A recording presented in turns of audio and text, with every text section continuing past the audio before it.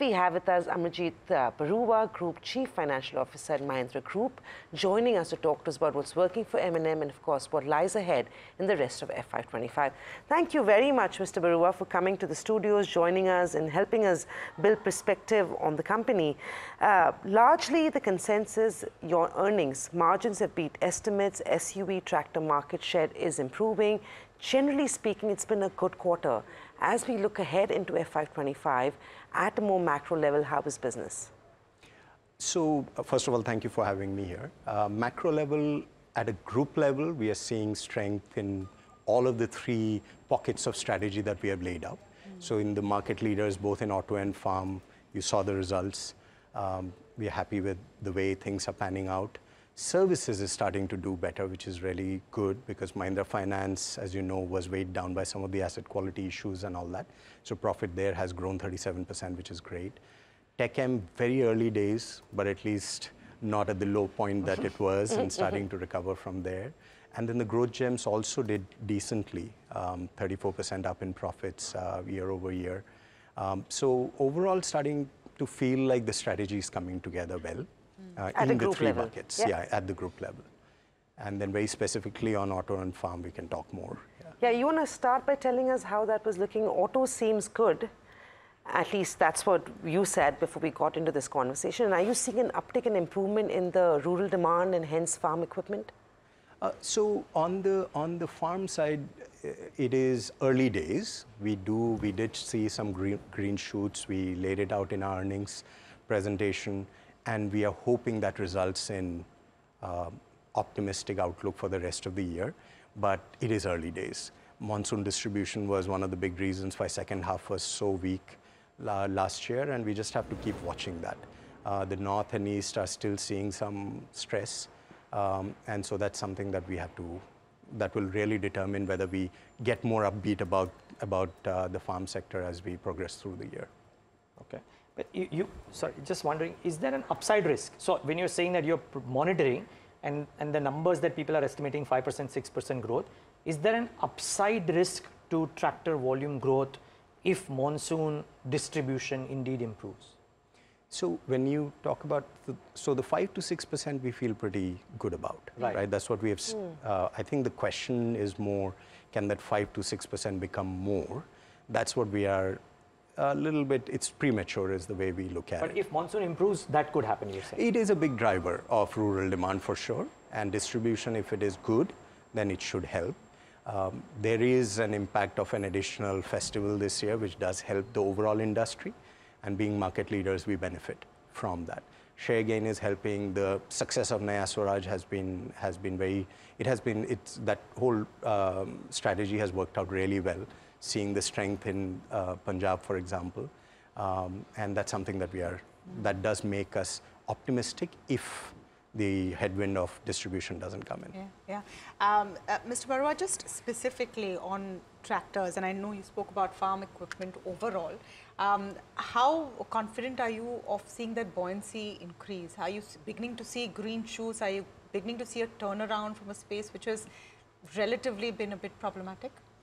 Versus, so if you look at just last quarter of F24 to first quarter of F25, that is a good sign, right? I mean, if there was continued stress of the level that we saw last year, then you would not have seen that turn even in the first quarter. It doesn't change just because of the quarter, right? Of course, an additional festival and all that helps, but you know, so that's what is making us feel like there is a green shoot here.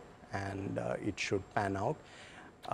We talked about the lack of seeing that buoyancy on the LCV side, which is something that you typically see when rural demand picks up, right? So that's why it's a little bit, you know, wait and watch. Let's also see that come up because then that will give us a lot of confidence that the farm sector is starting to look good. Yeah. Just on the passenger side, for the industry as a whole, and I just want to broad base and see where you see what's happening with M&M. Quarter one has overall been a little sluggish. There are some concerns in volume growth, but that's not what you have faced. I think that's one big uptick, that volume growth has been good for M&M. What is the strategy that's working? So I think there are two factors here. One is our vehicles have been very well received by the market, and we've always said that the overall market doesn't define how a vehicle is going to necessarily perform, right? So the overall market has a lot of dynamics, but if a vehicle does well, it does bring in strength to the results. So 3XO's launch and the success we have seen with that should help us throughout the rest of the year. We are optimistic of what the Thar 5-door can do. And then we do have a base effect where our supply chain constraints did limit us to around 35,000 average last year vehicles. And if we can do 40,000 plus this year, then you automatically get a double-digit increase because of that, right? So it's a function of if you can maintain what we have been doing over the last 6 months and you have strength coming in from 3XO and the Thar 5-door, you will see why we feel good about the high teens. The 3XO discounts, etc., have worked. I haven't pinched you too much, and now are you going to scale back on them? Any directional plan there? Even on the 700, right? Yeah. The discounts. So 3XO was priced very well, we believe. It was priced to win in that segment. It's a very competitive segment. But I don't think price is the only factor. And I think this price could have probably got the first 10,000 units, but it would not explain the strength it has seen since. So the whole package has been very well received. And our strategy typically is as we go progress and we get the volume advantage in particular brands, then we do look for where can we have new variants created which will give us some ASP pickup, etc., etc.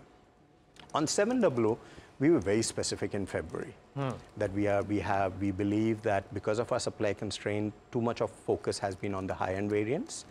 Now that supply is easing out, we want to make sure that the vehicle becomes accessible to a much broader mass of that segment.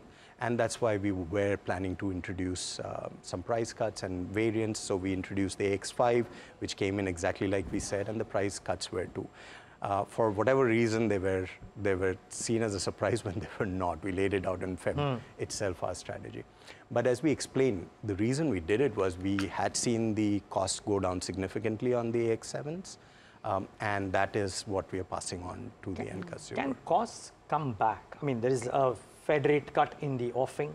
Commodity prices this morning have gone up, but if indeed the cuts happen, if China rebounds and if base metals move up, could that add pressure to margins? Because you've done very well on margins, both on PV and tractors this quarter. Can that continue or could we see pressure? It's possible. See, so if that happens, would you reverse the price cuts? Yeah, we've always said, see, the pricing, what we have done in the past is passed on the commodity price increase that we saw through the last couple of years to customers. And as we've seen the benefit, we've also passed it back. So I think that is a challenge that the industry does face. You know, you can't keep absorbing all that cost increase. Having said that, what I'll just try to break that down a little bit. There are really 3 pockets within the cost, right? You've got the commodities, you've got the electronics, and then there's everything else. So it will have to be significant increase in all 3 buckets for us to feel that we need to pass on. And unfortunately, that did happen in the last couple of years, right? But so just one last piece here, just to round this off. If indeed, let's say, costs go up, right, and if you have to reverse some of the price cuts, is demand looking strong on the PV side? Because like I said, while we were having this conversation, almost every analyst who attended your con call yesterday is saying that tractor upcycle ahead, PV volumes are moderating. Do you have the demand buoyancy to be able to hike prices and still keep your sales not impacted? At this moment, we don't believe we have a challenge with the demand side. We saw significant improvement in 700 volume after the price cuts were announced. So as we mentioned, we just felt we had become too unreachable for a large part of the segment, and we needed to make sure the vehicle was reachable. And that strategy seems to have played out well. Let's see as we go through August, September, whether that is playing out as we expected. I just want to get a sense from you, Mr. Barua, how you feel about the whole hybrid play. I know the conversation has always been that EV, your born-again vehicle, etc. Just looking at how, policy-wise also, there could be a push for hybrid. Hybrid has done well for your peers. It's something that the Indian buyer is warming up to. Is that something that you would ever consider, or you're purely in the EV, VR EV camp? Let me clarify. What we have said is we believe that focus is important. Okay, and that strategy has played out well for us in the SUV segment. We've stayed true to our SUV image, and I think that's worked out really well. Same thing with EVs. That's where we have put our focus. We put a lot of engineering effort, and we want to make sure it plays out the way we have envisaged. Now, that doesn't mean we completely close our eyes to new demand segments that might get created. Today, we haven't seen something compelling in hybrid, which is going to be a sustained demand. Yes, you'll have some ups and downs with price cuts, incentives, etc., but you need to have a significant segment creation for us to feel really enthused. And I think what we have said is, at least from an engineering capability, we can pivot there very quickly. It won't be in 3 months, but we can definitely significantly reduce the cycle time it takes to introduce a product into that space. So we have the engineering capability, and if the right demand pattern emerges, we will. So if you aren't seeing anything compelling for hybrids, what is everyone else seeing? Because you have a lot of people in the space launching more and more. I'm just wondering, what are they seeing that you're not, or what are you seeing that they are not? Absolutely. So I think the hybrids, especially in sedans and all that, seems to be really something that has been has been a big focus. Also, smaller, compact have done well. To a certain extent, in some of the segments we are, but those segments we haven't seen as much of a play as it would make it compelling to switch over in a big way. So I think that's where I would just differentiate. I'm not at all discounting what might be happening in certain segments. We haven't seen it yet play out in our segment. But if you need to, you could. Yes, that's the way I would put it. All right. Thank you so much, Mr. Barua. Great to have you here in the studios.